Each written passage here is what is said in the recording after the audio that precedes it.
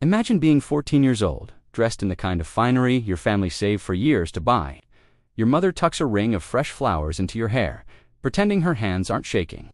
Your father watches you the way a man watches a contract being signed. Your brother drums his fingers like someone impatient to finish unpleasant business. Everyone calls this a blessing. Everyone says, "This day belongs to the goddess." No one explains why the older women standing near the chamber refuse to meet your eyes.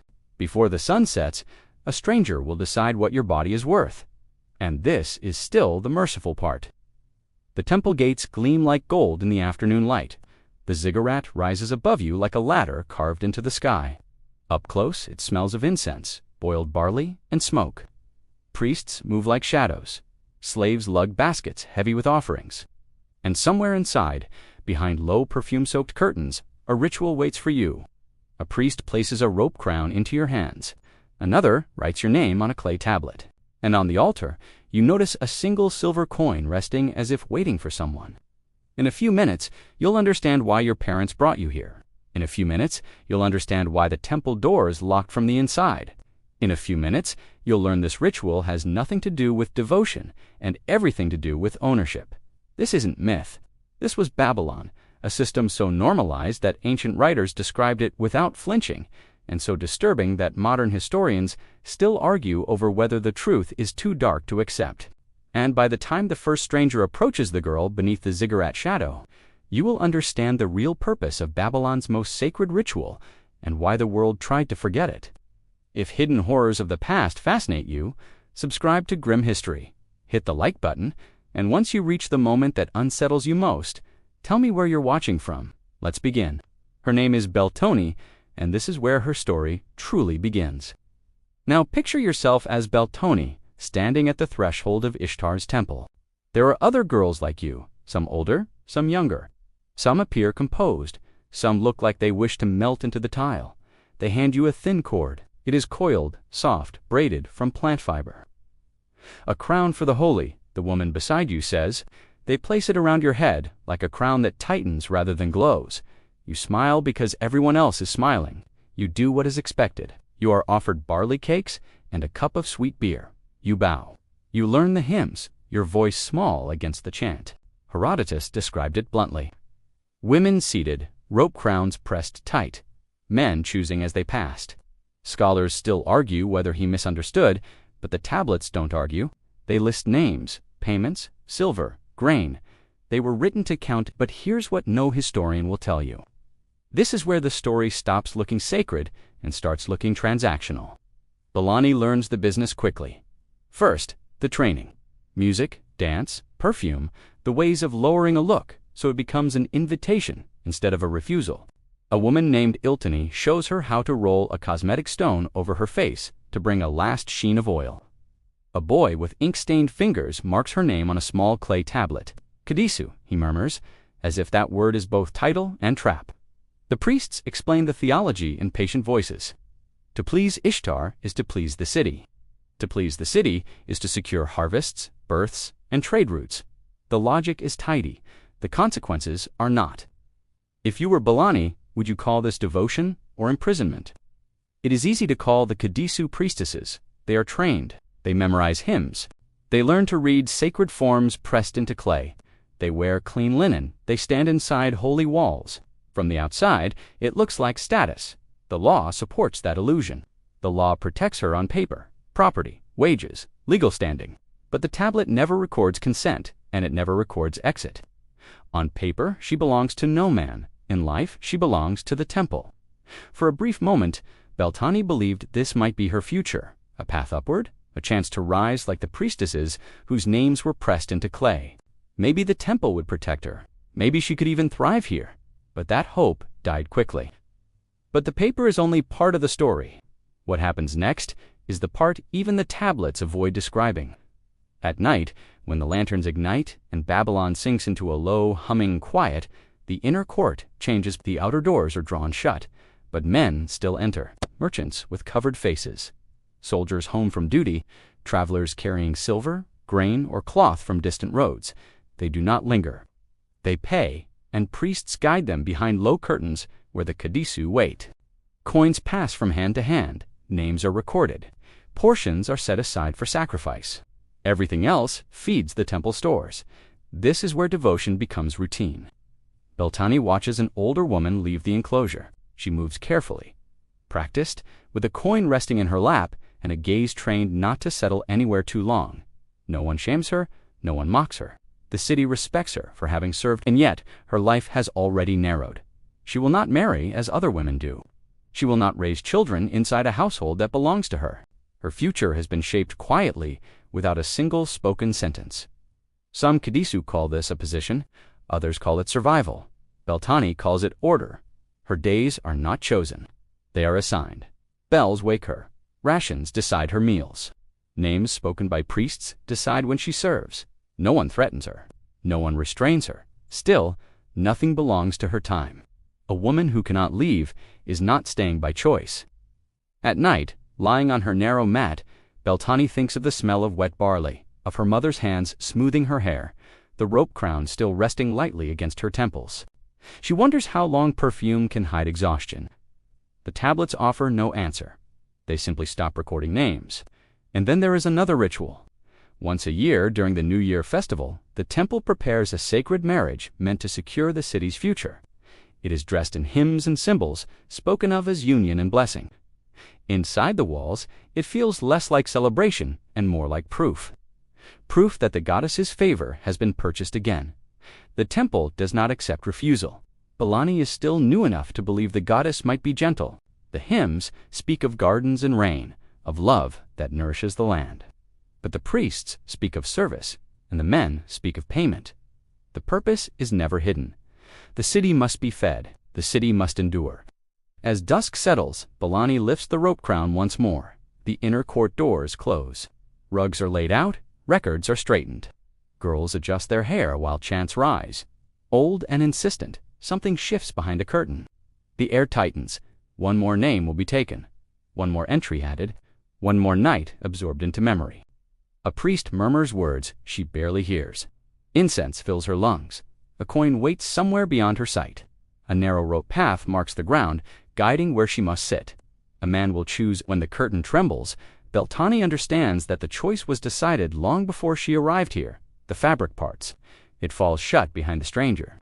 The rope crown digs into her palms as she grips it, suddenly aware of its meaning. The priests call it sacred. The older Kadasu know better. Once it touches your hair, the temple claims more of you than your family ever could. Footsteps cross the tiled floor. Sandals scrape clay. The man is not cruel. He is ordinary, following a custom older than either of them. He hesitates. Then the silver falls. It lands in Belani's lap with a sound too small for what it seals. The priest exhales. The scribe presses a mark into clay. The coin does not need to be large. It only needs to be given, and because it was given, it cannot be refused. Tradition says she must rise, and here, tradition is law. This moment is not the end. It is the entry point. Once the coin has fallen, nothing needs to be explained. The priest gestures forward. The stranger walks ahead. Beltani's knees shake, but her feet obey. The path has already been decided for her. The ritual chamber is narrow, its painted walls glowing softly under lamplight. Incense hangs thick in the air, sweet and suffocating. Small bells fixed to the doorway chime as she crosses the threshold, meant to summon the goddess, but sounding instead like a signal that another obligation has begun. No one speaks to her. No one explains what comes next. The silence is deliberate. The system does not rely on cruelty. It relies on age, repetition, and the confidence that no one will interrupt what has always been done. The ritual is older than the city's walls. It does not pause for doubt. It does not adjust for fear. Belani steps inside. The curtain falls, and Babylon continues without her. In the months that follow, temple life settles into a rhythm that leaves no room for questions. Morning hymns, oil baths, lessons in music, scent, and composure. Inside the walls, the Kadisu are praised as sacred. Outside, they are spoken of in lower voices. They move between reverence and use without ever fully belonging to either world. Some of the older women whisper when the priests are gone. Ishtar owns us, one mutters. Another shakes her head. The temple does. Ishtar only signs off. Belani does not laugh. The temple is a city within a city. Storerooms stacked high with grain. jars sealed with silver, names pressed into clay and filed away. And the Kadisu move through it all as essential and unnoticed as the machinery itself. The law recognizes them. It grants privileges. It lists protections. It does not grant departure. One night, Iltani, the woman who trained her, sits beside Beltani on the terrace. Moonlight flattens the world into pale shapes. "You understand it now," Iltani says quietly, "how this place works." Beltani nods. "Do you still think we are priestesses?" Belani hesitates. "What else would we be?" Iltani smiles. But it is a tired expression worn smooth by years of answers that lead nowhere. "Necessary," she says. "Necessary to the temple. Necessary to men who come here and leave lighter. Necessary enough to keep, never enough to release." A voice calls from below. Another offering has arrived. The rope crown waits on its hook. Duty resumes. As seasons turn, the temple becomes familiar in ways Beltani never wanted. She recognizes footsteps by sound alone.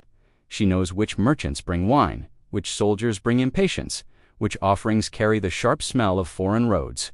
She knows the sound of coins striking clay bowls and how quickly each one is counted, sealed, and stored. An accountant once tells her she brings good fortune. She looks past him at the overflowing storerooms and understands what that praise truly means. What weighs on her most is not the ritual itself, which becomes numbing in its repetition, but the hours afterward. When the incense thins, the chants fade, and the city's noise returns beyond the walls. That is when the temple feels smallest. That is when the future disappears. No one here speaks of later years. Names are recorded. Then one day, they are not. Older women vanish quietly. Their mats are folded. Their spaces filled. When Belani asks where they go, Iltani touches her hair gently and says, to the goddess, her eyes do not agree. It is near harvest season when a new marking appears on the temple calendar. The sacred marriage approaches, a ritual meant to bind the land's prosperity to divine favor. The public will see hymns, flowers, processions inside the temple. Preparations are made with careful precision. The Kardassu do not perform the rite, they prepare it. And for the first time, Belani's name is called. A bowl of scented oil is placed in her hands. Her hair is arranged. The rope crown is adjusted. The air in the room feels heavier, as if the walls are listening. Even Iltani watches, without speaking. "What must I do?" Belani asks. The priest answers calmly, without urgency or threat. What the goddess requires. The inner chamber is dim, lit by only a few lamps. Stone lions stare from the walls. A platform stands at the center, draped in cloth, reserved for the highest rites of state and faith. Beltani's breath tightens. She has learned enough to recognize danger, even when it wears sacred language. Footsteps echo beyond the doorway. Someone important is approaching, and in that moment, Belani understands that whatever lies beyond the next curtain will shape the rest of her life. Not through violence, but through permanence. The chant begins. The lamps burn lower. The curtain stirs, and Belani steps forward. She has prepared lamps before. She has prepared rooms. Tonight, she is being prepared. The high priestess stands at the center of the chamber, draped in white linen, edged with gold. She looks less like a woman than a symbol, composed, elevated, distant. Only the faint tremor in her hands betrays the truth. Even she feels the weight of this night. The altar is carved with lions, Ishtars, beasts, their stone jaws forever open. She tips the bowl. Oil spreads across the surface, dark and reflective, catching the lamplight like a held breath. Footsteps approach behind her. Slow, deliberate, the man chosen to stand in for the divine enters the chamber. King or noble, it no longer matters. His presence shifts the room. Beltani keeps her eyes lowered just as she was taught, but she feels his gaze settle like weight on her skin. The priests circle them. The chant deepens. The chamber seems to close in, walls pressing closer than before. Then a voice speaks. Calm, certain, final. Tonight, you serve the goddess in body and in symbol. The land depends on this. The city depends on this.